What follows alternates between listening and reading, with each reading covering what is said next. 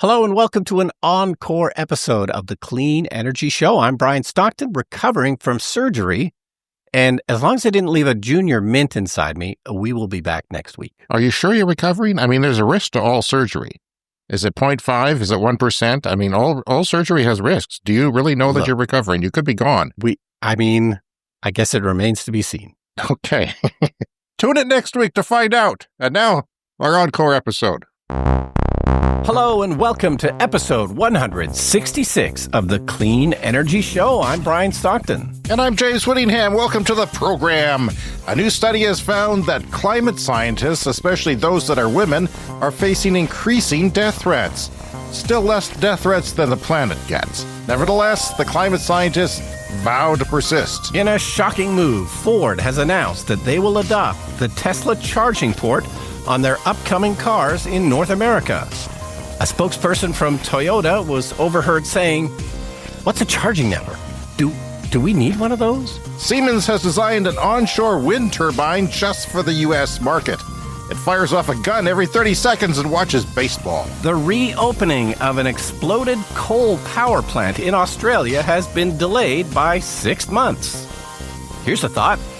Maybe don't rebuild a coal plant that exploded. Come on, Australia, get it together. All that and a whole lot more on this week's edition of the Clean Energy Show. Okay, so I got an update on the heat pump, which is that it's not quite installed yet. Oh, that's a terrible update. Yeah. What went wrong? We're getting close. Progress has been made. There's more drilling that has to take place. What have they run into now? Yeah, well, the electrician's got to come in, so I think a lot of the basics are done, but they still have to haul the old furnace is not disconnected yet. So we were hoping it would be done before we headed off on our vacation. But no, and of course, it's getting hot and humid too. So it would have been nice to have the air conditioning today. Yeah. And yesterday as well. Anyway, I looked at the brochure for the heat pump that I've got. It said, I think we talked about this, it's for some reason they're more efficient to do air conditioning. So the brochure says the cooling efficiency is up to 4 times more efficient than a normal air conditioner. And I asked the installer guy why, and I'd heard that before. Like, you buy yourself a nice heat pump like this, it cools your house, but it does it more efficiently than a normal air conditioner. And the guy installing it had a, really fantastic long explanation that was so good I didn't understand a word of it. I really no. I didn't know what he was talking about. But that's good that he knew. I mean, most guys would just say, "Oh, I don't know. It's just that's what some pamphlet said."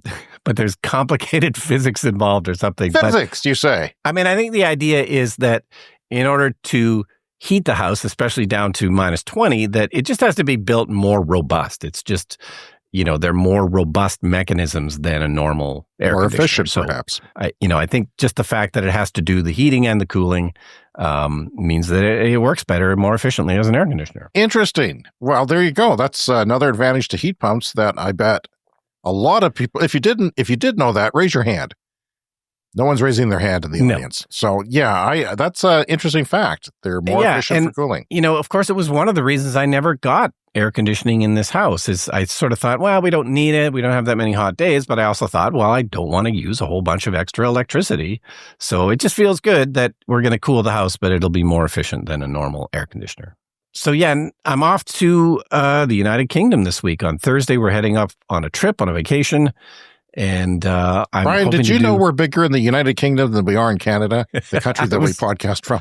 I was noticing that, yes. In the science and nature category of Apple Podcasts, we're doing quite well in Great Britain. So hello to all of our listeners in Great Britain. Yes, and I assume the king is listening. If you see me wandering around the streets with my Clean Energy Show cap on, say hello. T-shirt I see now. You've got a T-shirt. Oh, yes, and the T-shirt. These are the Clean Energy Show T-shirts. Very nice. Looks fantastic. I'm going to bring that with me as well. They're great. Love them. Okay. So where are you going to be in the UK? Yeah. So we're flying into London, but we're going to go up to Wales. So that's where I'm hoping to podcast from is Portmeirion, Wales. It's a seaside town there.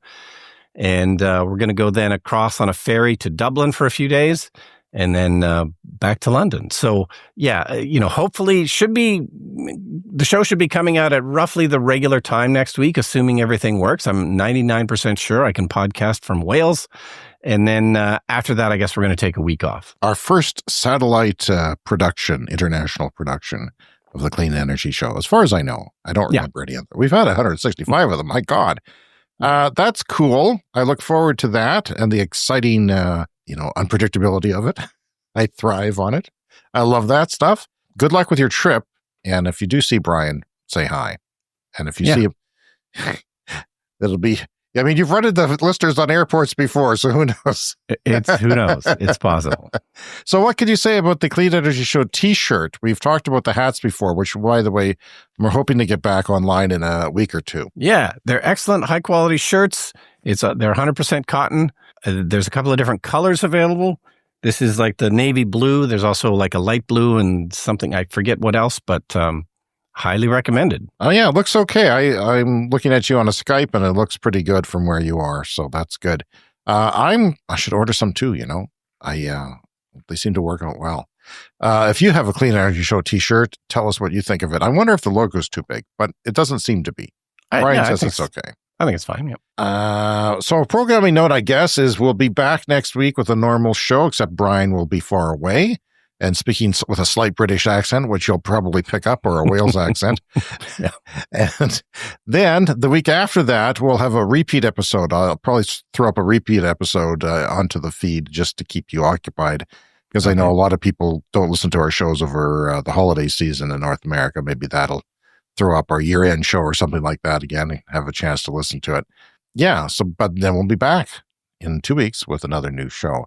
Brian, we had a unexpected storm here where we live in Canada, and it was the first storm warning we've had without a watch. There was no weather watch. Yeah. The storm just came up and did nasty things. Well, not too nasty, but it flooded streets, and that was kind of the issue.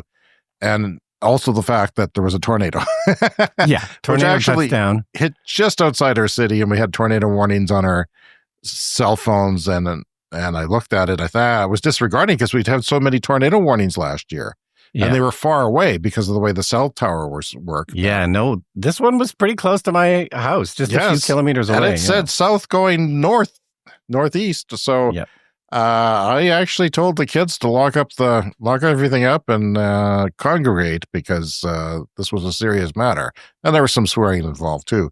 So it was a bit weird. And I told my son to go upstairs, because we have a 2-story house overlooking a field, to look for the thing, to see if he saw anything.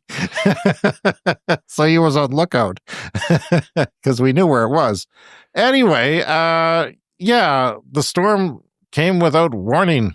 Well, it came with a warning at the last second, but without watch, I guess. Well, apparently one of the radars, the weather radars, yes, the radar's always out. It drives my weather geek family crazy. That's always out. I don't know if lightning hits it or gophers eat the wires, but something happens, and our streets were flooded. Yeah, and I was out at a movie at our nearby mall. And so we came out of the movie, and it was pouring rain. We had to run to the car. We drove home.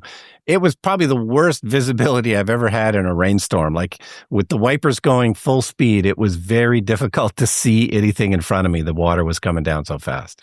That would have been the perfect situation you drive a Tesla Model 3. It would have been the perfect situation for the summon feature, to summon it right up to the door of the movie theater. We thought about using it, actually, but the car was parked around the corner of the building, so we couldn't see it from where we were. But if we could have seen it from where we were, I would have used it. But question, would the car have seen well enough in a torrential downpour? Yeah, actually, that's true. It does degrade the visibility. See, that's disappointing. That's the time when you need it most. That's the time you need it. I always fantasize about doing that, coming out, and that's what I tell people, is that the reason you would use it is when you come at a movie theater or come pick you up in a torrential rainstorm.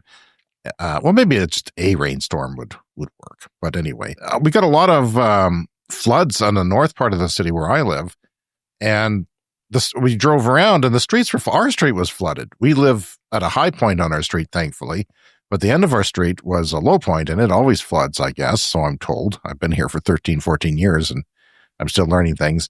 But anyway, we drove around and went through some water in the electric car, and then we saw the main street that connects our little subdivision was flooded. And there's not a lot of ways in and out. But next storm, when we're running away from a tornado, we know which way not to go because that flooded. And there was 5 cars stuck, 5 idiot people stuck in the water. But if I could say in their defense, like I said, like the visibility was so poor when I was driving through it, I could have easily driven into a lake and I wouldn't have known. Well, somebody yelled and help, and my kids got out of the car and ran into the water. Oh, wow. And they were just yelling help. People were all pissed off and frantic. So it wasn't really a frantic call, but they were frantic because they were, panicking that they'd wrecked their cars. And so they were calling for other people to help them push out. So my kids went through into the cold water.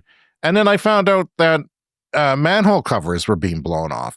So you don't want to walk, you don't want to drive in water where you can't see the bottom, and you don't want to walk in water where the manhole cover might be blown off. Yes. And there was, my son, the city worker, said, well, I went on the sidewalk. But when you go to push the car, you go onto the road, and there was manhole covers near the sidewalk on that particular street. I don't know if there normally is, but on that street there is. So that would be a bad way to go. Brian, the Ford has made an announcement that is one of the big pivotal points in the adoption of electric vehicles. There's a few markers along the way. I would count them as this is one of the major ones, and we haven't had one for a while. Tesla releasing the Model 3, Volkswagen deciding to go all EV, and the Inflation Reduction Act makes a big difference.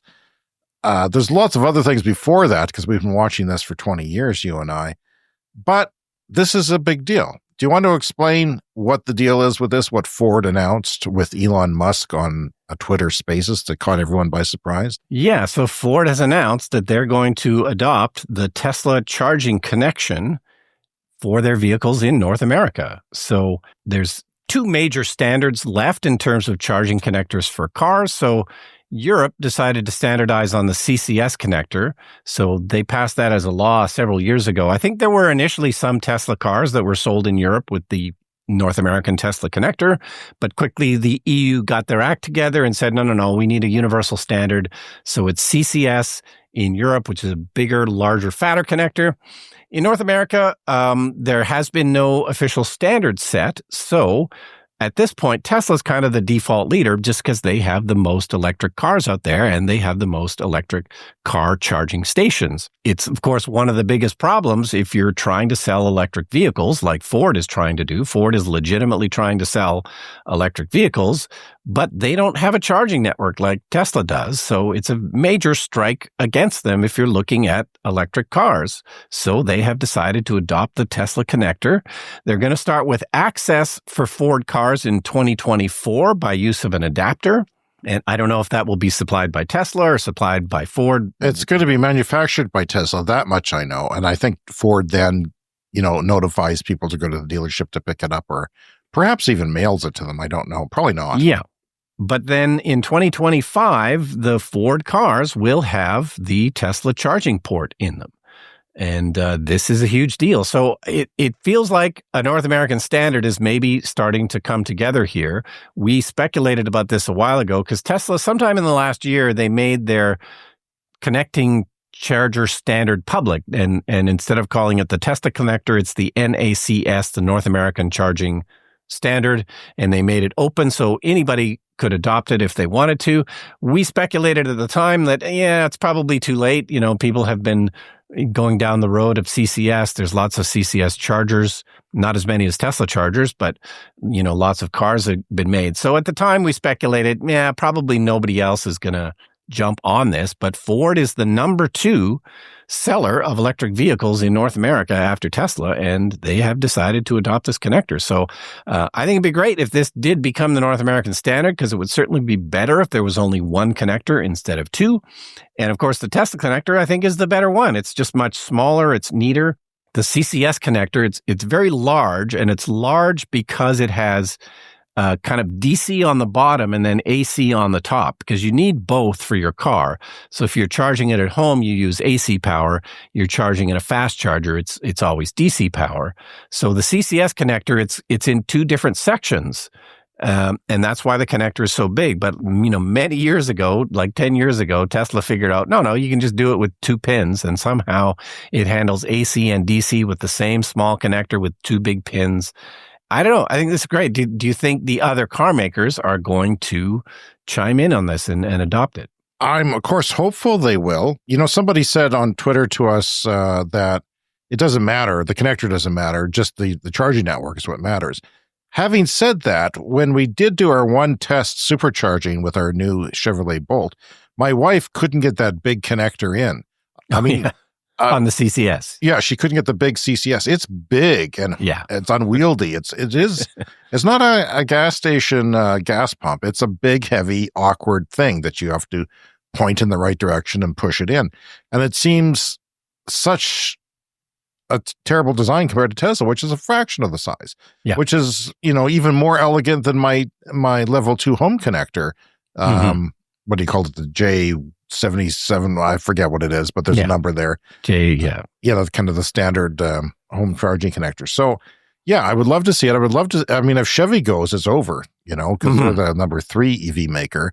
And, when General Motors, if they adopted it, and I hope they do, it's such a, Tesla has been offering this possibility for years. They've publicly said, if anybody wants to jump on board, maybe the terms weren't right. Maybe it was too hard for their brand to take, but this is a great thing. And, Tesla may not be standing one day. Who knows? Maybe they'll go broke on robots, but their charging network will be ubiquitous, hopefully. And that'll be a major important thing. And they work, Brian. They work all the time. But of course, just wind back 5 years, everybody still thought Tesla was going bankrupt. So why would you adopt the Tesla charging standard if they're just going to go bankrupt? But I think the other important aspect of this is they're not just using the connector. They're talking to Tesla and they're cooperating with Tesla to get access to everything, because it isn't just the connector. And like I said, it's now an open standard. Anybody, you could pick up the plans for the open standard and, put a Tesla connector on your electric bike if you wanted to. Everybody can do that. But it's not just that. It's the software that's part of it. So Ford is going to work with Tesla so that the whole charging experience is very similar, because the great thing about the Tesla, it's not just, the connector and everything, but you put a destination into the navigation, it does all the routing, and including the supercharger stops and how long you have to wait there for. This is not a thing with cars other than Tesla. So if Ford has access to the whole system, then it should be just as seamless. And the Ford cars are not going to use the Tesla app. This is what's being used currently. Like, there's a few magic dock connectors, so you can go to some Tesla charging stations and they have a CCS adapter built into the charger. Use the Tesla app on your phone and then you can charge with CCS at a few select stations. But that's not the whole experience. That's the Tesla app. But Ford is going to integrate that into the Ford app, the Ford car, the Ford operating system. So it should be fairly seamless for the Ford users. Yeah, and it's unclear whether they'll pay a premium, but hopefully it won't be much. Musk only said that it would be affordable. And reasonably priced.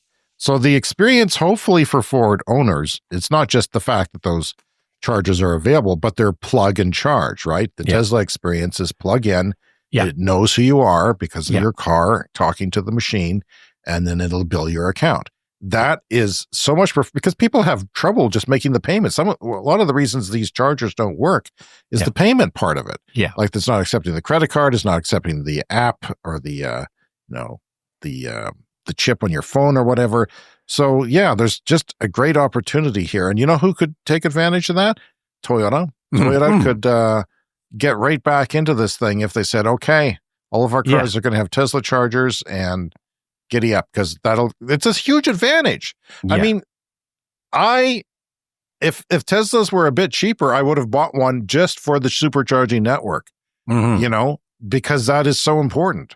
If you're going to leave the city, you're going to leave where you live, it's way better to have a Tesla because those networks are there. Now, having said that, what's going to happen to Tesla owners if they're going to have to really keep building the supercharger network fast, increase the pace of that? Yeah, well, they put out a tweet the other day that says that they're opening a new Tesla charging station somewhere in the world every 13 hours. So they are going fast. They're going hard. It may not be fast enough in some cases, but they got such a huge lead in North America. Like the number of Ford electric cars compared to the number of Tesla electric cars is still very, very small. So I don't anticipate any problems. It's just those long weekends, those long weekends where it's already busy. And if you have to wait for a Mustang Mach-E instead of a Tesla, you might be a little irked. Yeah. But they also have a good sort of idea of what stations are busy and where the demand is. You were saying that when you went to Calgary, that it was a worse situation than here in our small city. Just because we were late to get them, we got the version 3s and they have the version 2s there. Yeah. And it's hard to believe that a city of, 1.5 million people or something now? Like they only had 8 version 2 chargers. But this is where you mentioned and it's a Toyota. big tourist center too. It's by the Rocky Mountains and Banff National Park and everything. But you mentioned Toyota. This could actually end up to be a huge benefit for Toyota because they're so late to the game. They might as well use the Tesla standard because they've invested nothing into CCS. And they have worked with Tesla before. 20 years ago, they came up with a RAV4 that was made by Tesla. The electric motor was. So they should really get on that, and that would be it. I'd love to see it. I don't know what this means for all the people who are investing in third-party chargers. There's all kinds of, there's expos for charging, there's a lot of companies making a lot of chargers, but they're finicky and they take a long time to prove, and the Tesla's got it down. They've got it down. They've got manufacturing where they manufacture the whole thing, even the cement platform, and that goes out on a truck and it's ready to install very quickly. Yeah. And yes, there's a lot of CCS chargers out there that would probably go to waste if we ended up switching over to the Tesla connector in North America. But since they don't work that well anyway, it's like, maybe let's cut our losses and just switch right now. That'd be great for me. It's nice to have options, but my goodness, the CHAdeMO is on the Nissan Leafs and I think one other vehicle.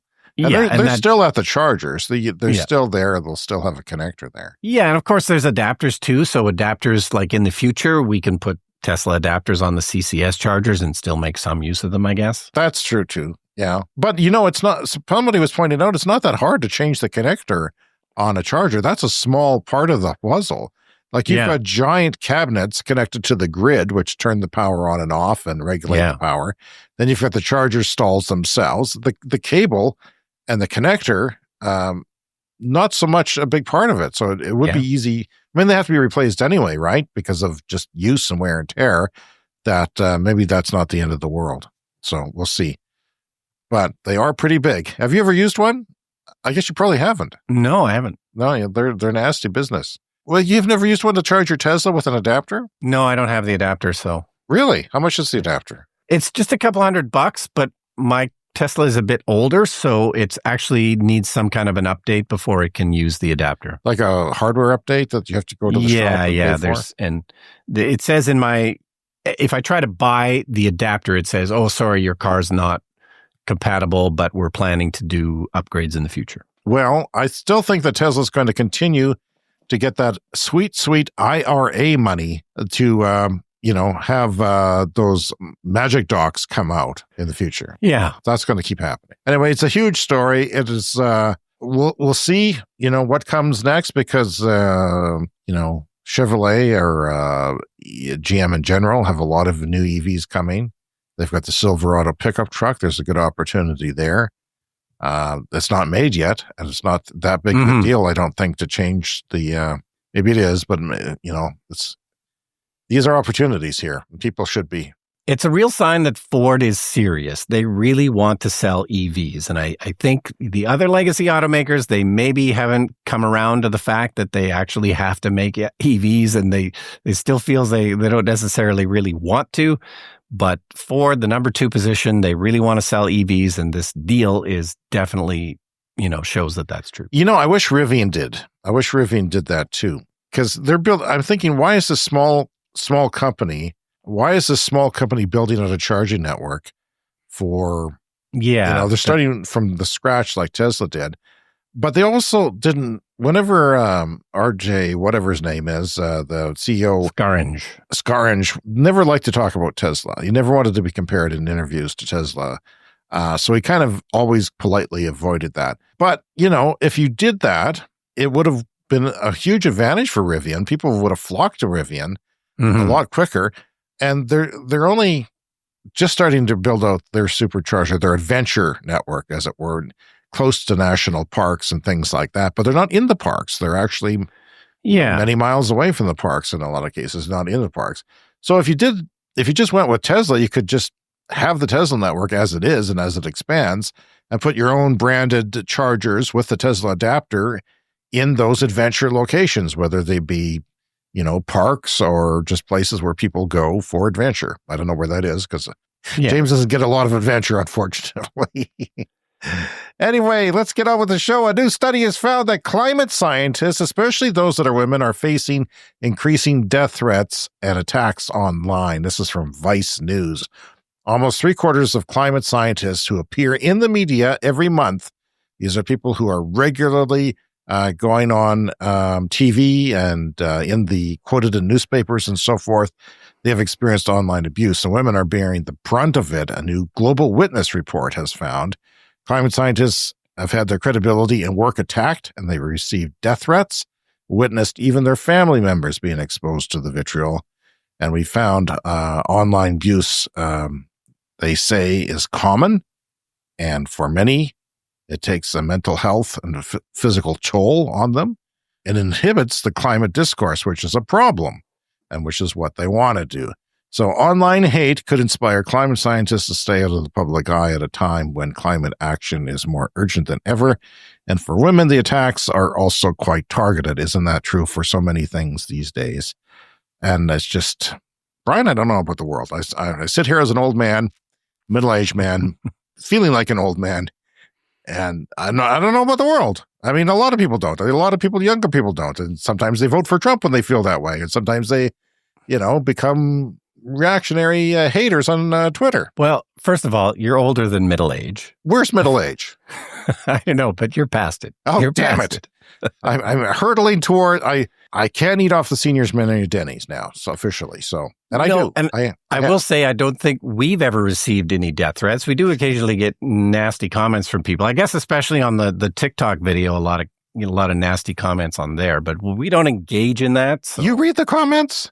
Have you read the comments? You did. You told me. Oh, well, I don't read them anymore. I'm too old for that. I've got a life I have to live. Precious days left of it. I'm not going to read vitriol on Twitter. But people argue, the more is some of the things on TikTok that take off are when people get into arguments in the comment section, and that makes it suddenly there's a million views because it's a hot topic. Yes, even though it might be issue. Something about, California banning gas lawnmowers or something like that. It's wokeism at its worst. Yeah, California has a big influence on the rest of the world. It's amazing. But more than a third of affected women said their sex or gender have been brought up, and only 3% of men have had that brought up. A fifth of affected women have received threats of physical violence, and 13% of affected women have received threats of sexual violence. Classy. Yeah, so my point is, race, of course, plays a factor as well, but my point is, hug a climate scientist today, respect what they do, like their tweets, give them positive algorithmic feedback, and let's be thankful that they exist because they are continuing. They're not. They're not.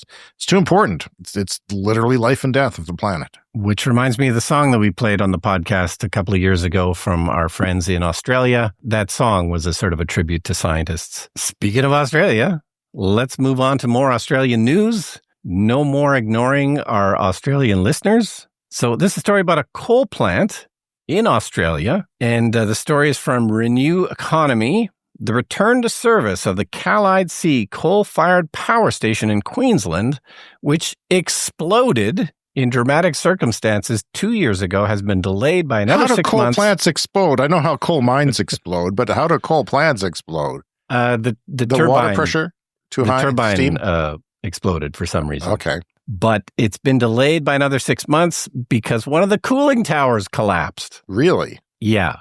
So this is just a terrible idea. It's going to cost around $400 million to bring this exploding coal plant back online.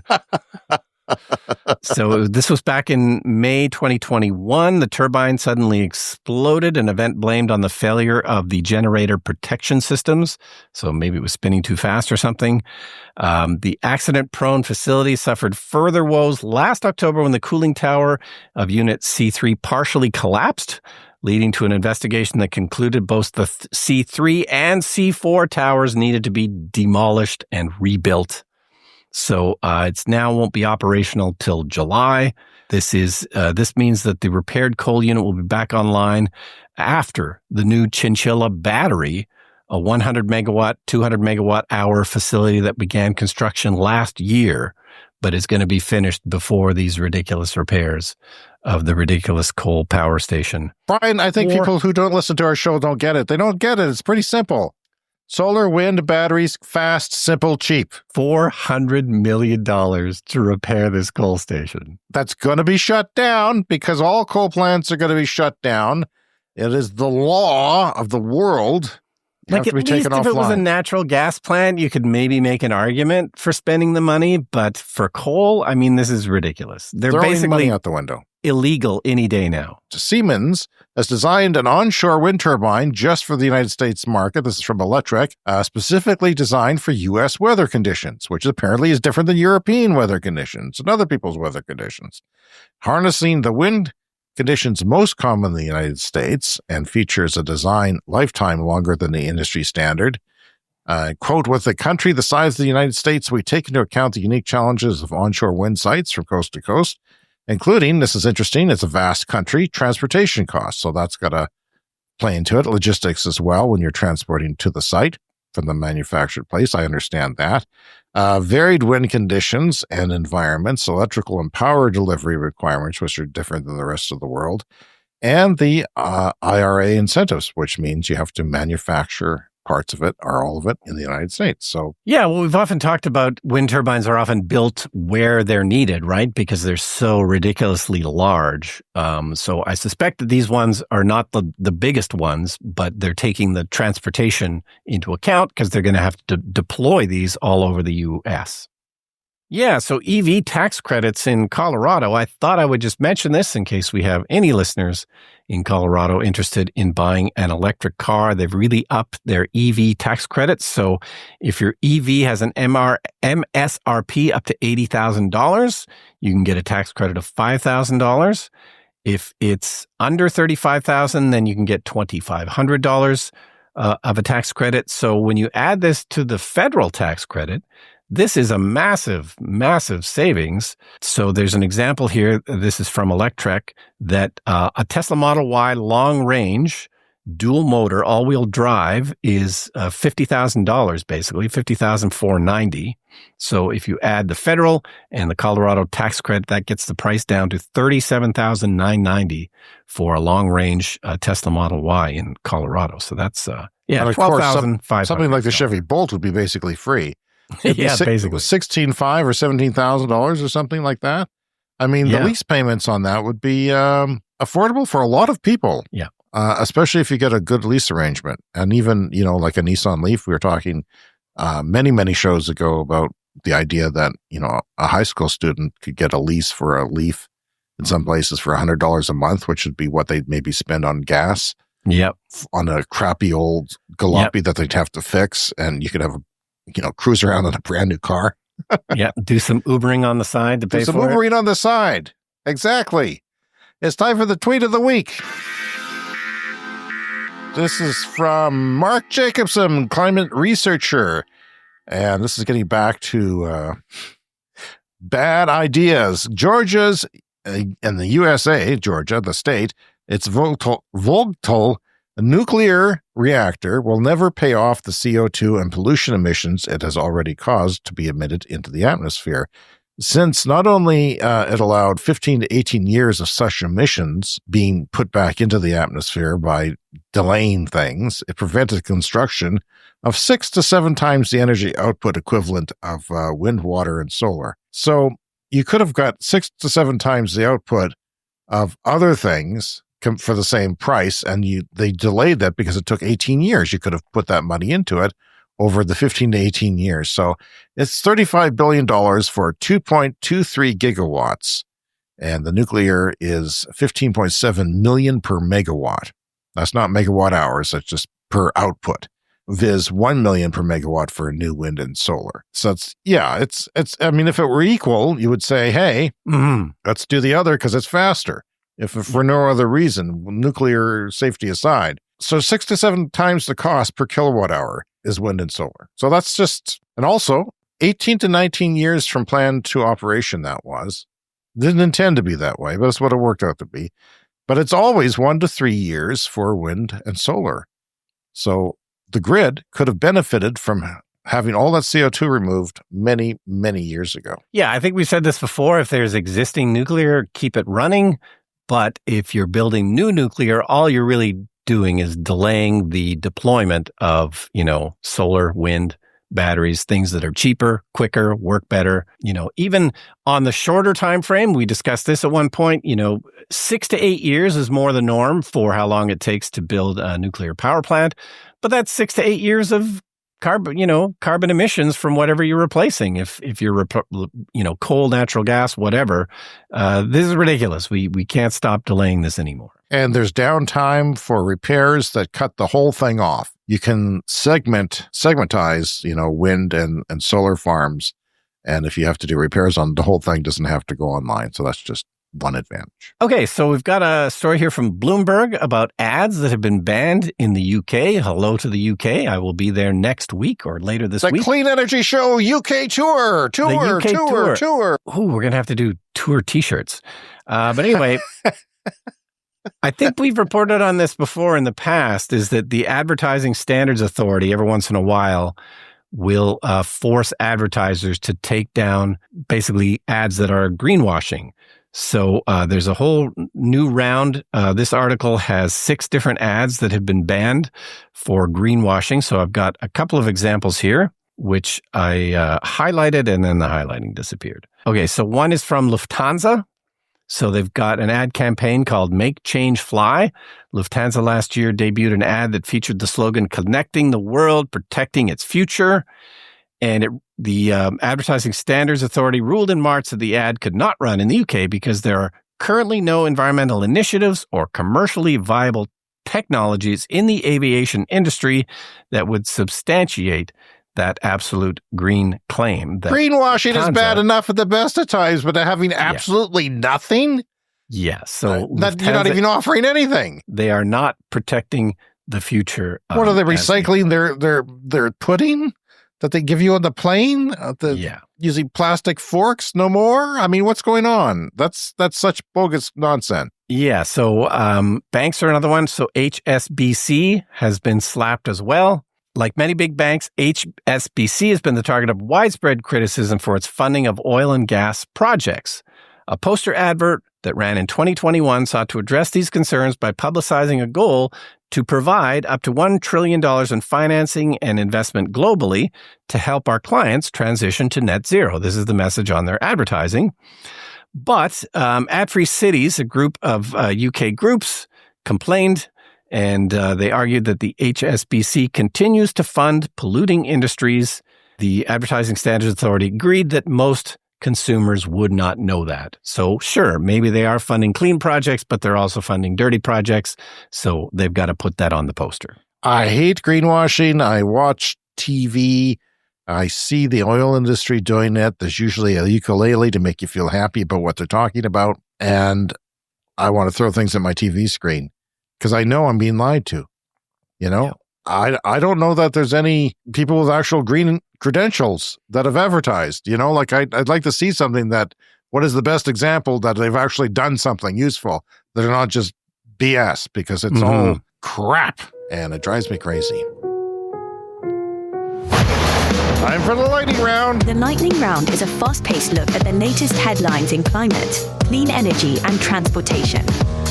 Taiwan legislatures require all newly built, expanded, or altered structures that meet specific conditions to have rooftop solar panels incorporated into the building's design and installed on them.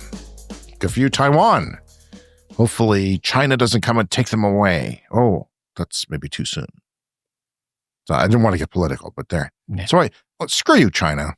I know you're listening. I know that white van in front of my house has somebody in it from the Chinese government spying on me.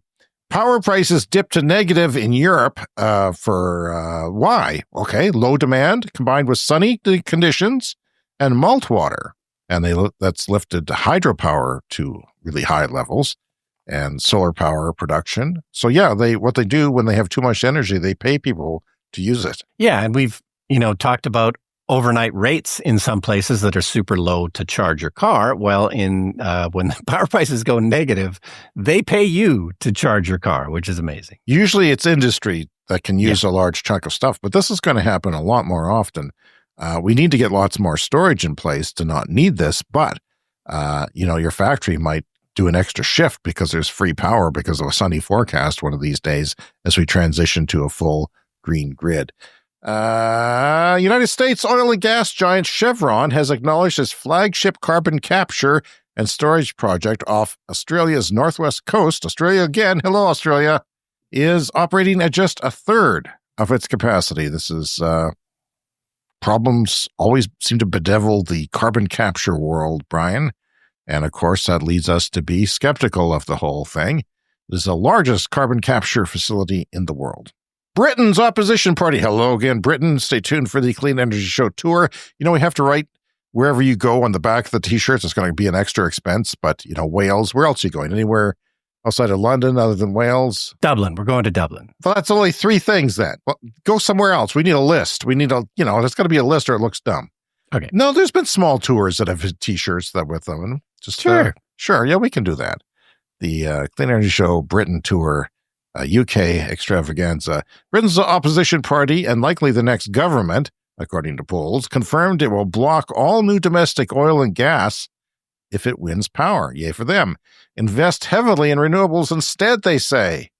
So to invest in the green jobs of the future and to bring bills down, which is a good selling point if you're a politician. It's time for a CS Fast. California's $3.6 trillion economy is bigger than India's economy. Did you know that? That's incredible. Wow, that's amazing. Considering, what's India? Just to hit 1 billion people or something like that? Oh, it's over 1 billion, yep. And yeah, well, that's economy is also growing too to catch up to what first world economies are. From electric, the U.S. built offshore wind substation is sailing to New York. So in offshore substations, they collect and stabilize power that the wind turbines generate. This is, these big boxes you see around power things. You don't know what they do, but they're there. They need to be there. They're floating the thing from Texas all the way up to the north coast of the United States, northeast coast. It's 60 feet tall and was designed and engineers in Kansas near Corpus Christi. It was built, and this by an offshore services company, which is the largest fabricator of offshore stuff in the United States. Headline in the Ottawa Citizen, Brian, look out for this. Killer whales appear to be teaching each other how to sink boats. This is not The Onion. This is a real newspaper. So if people, in fact, that nature is indeed turning on us, I want you to have heard it here first. So that's why I included that. Since the IRA became law, companies have announced at least 31 new battery manufacturing projects in the United States. That was 9 months ago when we had that shocking news of the IRA. And that's more than has been announced in the last 4 years combined. So buckle up, my friend. Cleaning up Alberta's oil patch would cost $260 billion. Internal documents warn, and guess who's going to pay for that? Albertans. Although they'll probably get blame the feds for it for some reason. From the New York Times, Ukraine plans Eastern Europe's largest wind farm.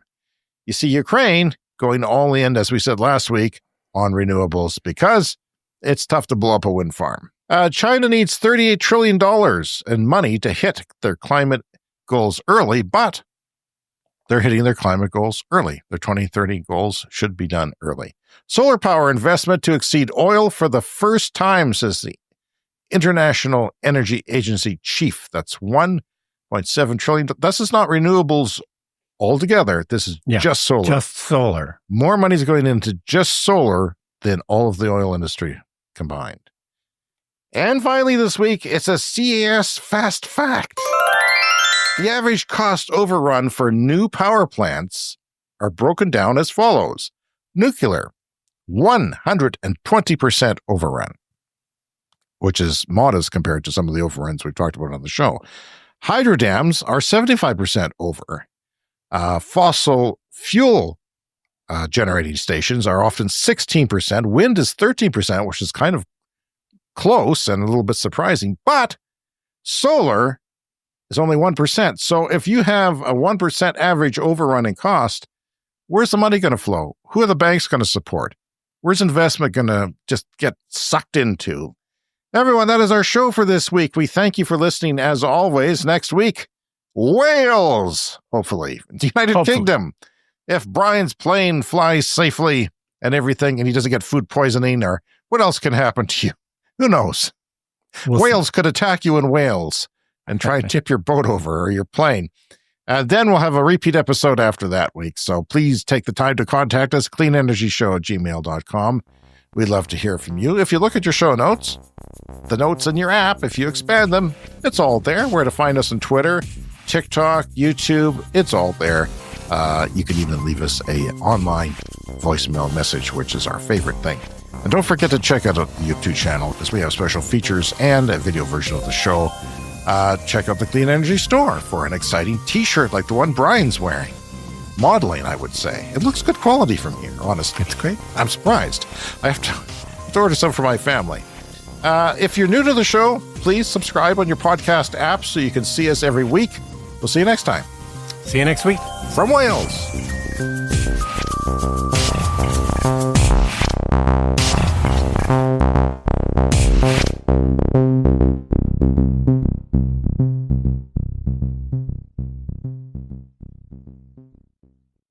You're a podcast listener, and this is a podcast ad heard only in Canada. Reach great Canadian listeners like yourself with podcast advertising from Libsyn Ads. Choose from hundreds of top podcasts offering host endorsements, or run a pre-produced ad like this one across thousands of shows to reach your target audience with Libsyn Ads. Email bob@libsyn.com to learn more. That's bob@libsyn.com.